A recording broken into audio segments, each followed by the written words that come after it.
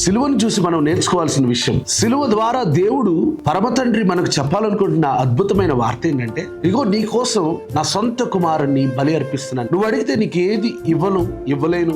ఎందుకు ప్రతిదాని గురించి ఏమి తిందుమా, ఏమి త్రాగుదమా అని చిన్నప్పటి నుంచి ఎందుకు బాధపడుతున్నామని తండ్రి డైరెక్ట్ గా మనుషులతో మాట్లాడుతారు. యేసుక్రీస్తు వారు అదే అంటారు.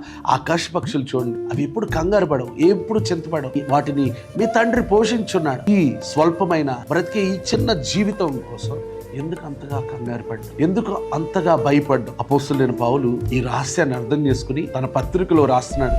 రోమీయులకు రాసిన పత్రిక 8వ అధ్యాయము 32వ వచనంలో, తన సొంత కుమారుని అనుగ్రహించుటకు వెనుక తీయక మనందరి కొరకు ఆయన అప్పగించిన వాడు ఆయనతో పాటు సమస్తమును మనకెందుకు అనుగ్రహింపు? యేసుక్రీస్తుతో వారితో పాటు సమస్తమును అనుగ్రహించుటకు ఆయన సమర్థుడై ఉన్నాడు. దేవుడు లోకమును ఎంతో ప్రేమించాడు. లోకములో ఉన్న మనుషులందరినీ దేవుడు ఎంతో ప్రేమించాడు. ఎంతగా ప్రేమించాడంటే తన కుమారుని ప్రాణమును కూడా సిలువలో అప్పగించే అంతగా ప్రేమించాడు. అంత ప్రేమించినోడు నువ్వు అడిగే జాబ్ ని ఇవ్వలేడా? నువ్వు కోరుకున్న జీవితాన్ని ఇవ్వలేడా? నీ జీవితంలో ఉన్న మానసికమైన వ్యధ నుంచి నిన్ను వేరు చేయలేడా? నువ్వు బాధపడుతున్న భయంకరంగా వేదన అనుభవిస్తున్న నీ రోగము నుంచి నిన్ను స్వస్థపరచలేడా? మరి అలాంటి దేవుని విడిచిపెట్టి లోకంలో ఎలా బ్రతకగలుగుతున్నాం? అలాంటి దేవునికి సమయం ఇవ్వకుండా ఈ లోకంలో సమయాన్ని ఎందుకు వెచ్చిస్తున్నాం?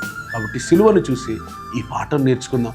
ఏంటంటే, యేసుక్రీస్తు వారిని, తన సొంత కుమారుని, తన ప్రియమైన కుమారుని ఇచ్చిన దేవుడు నా కోసం నాకు కావాల్సినవి ఇవ్వలేడా?